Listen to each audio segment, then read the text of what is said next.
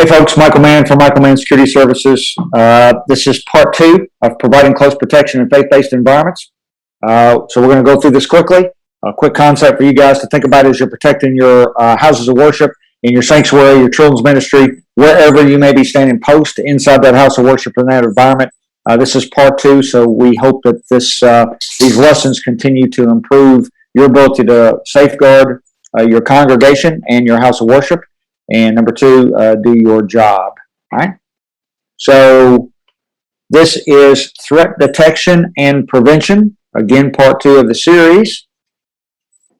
So let's get into close protection very quickly. Just a review of something we did last week. Remember, in close protection, we talk about 4 protection objectives, really 3. I just add the last one onto the interruption onto the 3rd objective, and that is protection from intentional threats. So we want to protect the pastor from a targeted attack. We want to attack the church from an active shooter. We want to protect the congregants from some sort of domestic violence issue. Those are examples of intentional, of those human-based threats. Unintentional, those are those medical emergencies, or those inadvertent threats, things we cannot plan for, slips, trips, falls, accidents, etc. The embarrassment and the interruption part, that's something that involves either our pastors, our worship leaders, or even our congregants. Something that is done that is one that embarrasses them or causes some sort of an interruption to the service or to the mission. So as church or faith-based environment protectors, in this case we are talking about close protection, these were protection objectives we talked about last week. Here is some of you guys, some of you folks who have been tuning in to me have seen this before. It's a great video. I've showed this numerous times in an executive protection course I taught about 2 weeks ago. And so this is a situation where this is the Pope. He has his protective detail or some members of a protective detail with him. I want you to look at the crowd. You're going to notice as he's shaking hands and he's going through this fence line formation or somewhat formation, if that's what you want to call it, based on, from what I can see, a protection or lack thereof.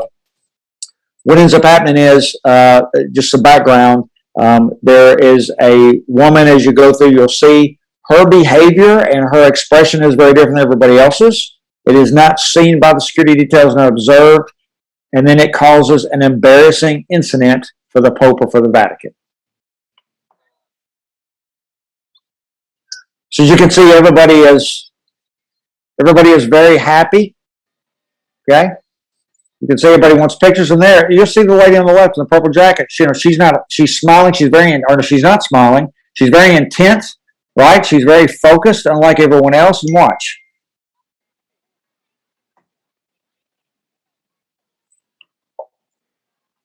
Now, what happened with that is, it looks like security detail did not pick that up.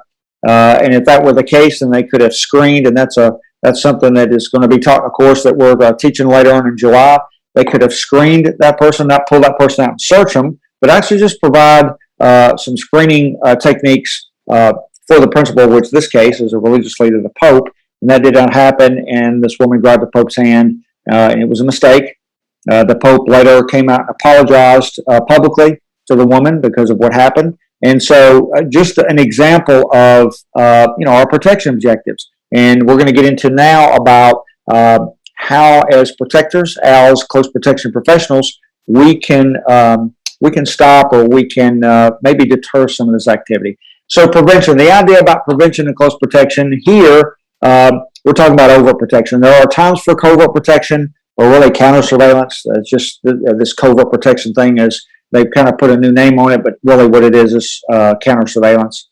But there are times for covert, but we're talking about providing overt protection. And what we mean is prevention through the overt presence, right, and deterrence. So it's prevention through our overt security presence and deterring the adversary because they see us and we are situational aware, we are standing post, we have very specific skills, and they understand who we are. They see that, obviously they see because we're overt and we're paying attention that it might deter or psychologically impact their motivation to attack the person we're trying to protect. We want to do this for a couple of reasons. Number one, this does not conflict with the church. Number two, 85% of all violent events are over, especially in these church shootings and these events that have occurred in church over the last 20 years. 85% of those are over before police even arrive. If the police do arrive and they get inside the target area and that bad guy, that adversary, still decides he wants to fight, the police suffer a very high casualty rate, almost 50%, 46% casualty rate to be exact. And of course, we want to do this because this is our job in faith-based environment security. So our job is to be present, to be very overt. Again, not just to protect the folks that we're assigned to protect, whether that be the pastor, the priest, or the congregation. It's also our job to be present. So if someone has a question, we can answer that question. If they don't know where to go, if they're lost, they're turned around, we also provide those services as protectors in this environment. Okay. So these behavior-based threat assessments, you saw an example of what did, when a behavior-based threat assessment did not happen. It's a snapshot assessment. This is not necessarily the Israeli security concept where you're doing facility security. Part of it is, but this is a case where maybe you're not in those concentric rings on the outer middle ring. You're actually going to be in the inner ring, and there's something that you obviously you don't see on that outer ring, maybe when planning took place.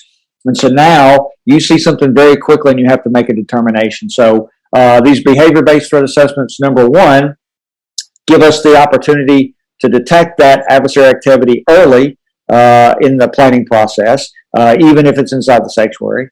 And it helps us interrupt potential adversaries and prevent the attack from occurring.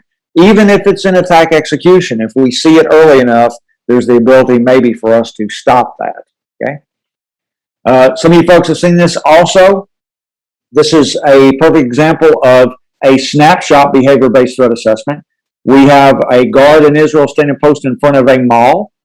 What he observes is attack execution. It is a suicide bomber that is trying to walk into the mall with a large bag of explosives. He sees some behavior very quickly, makes a snapshot threat assessment, goes up to approach him, the suicide bomber, in a very overt way. Not sure the guard exactly when it was a suicide bomber, but he did observe some suspicious behavior. And as he does that, the suicide bomber, his motivation, or his psychologically, his motivation is impacted, and he turns to the left and does not go inside the mall. At some point, he does detonate himself, but that is outside, and a small number of people are injured and killed versus the hundreds that could have been killed and injured inside that mall if the security guard would have not recognized some suspicious behavior and not decided to go up and approach this person. So here you'll see, I'll point the guard out, just a quick snapshot threat assessment that was done. You see the guard there, he's leaning up against the barrier. In just a second, you'll see an arrow here pointing out the suicide bomber, and the suicide bomber is right here with this big bag, you'll see, and he sees the guard. The guard stands up and goes to approach him, and the suicide bomber turns to the left, psychologically impacting that motivation to attack that mall.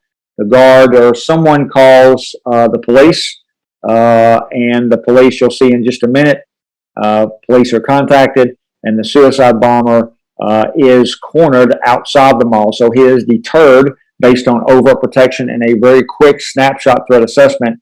That suicide bomber, that adversary, was deterred from going inside that mall. Here in just a second, you will see the explosion. You can see people pointing because the police, now there's more police there arriving. They have a national police force in Israel. Oh, and there is the explosion.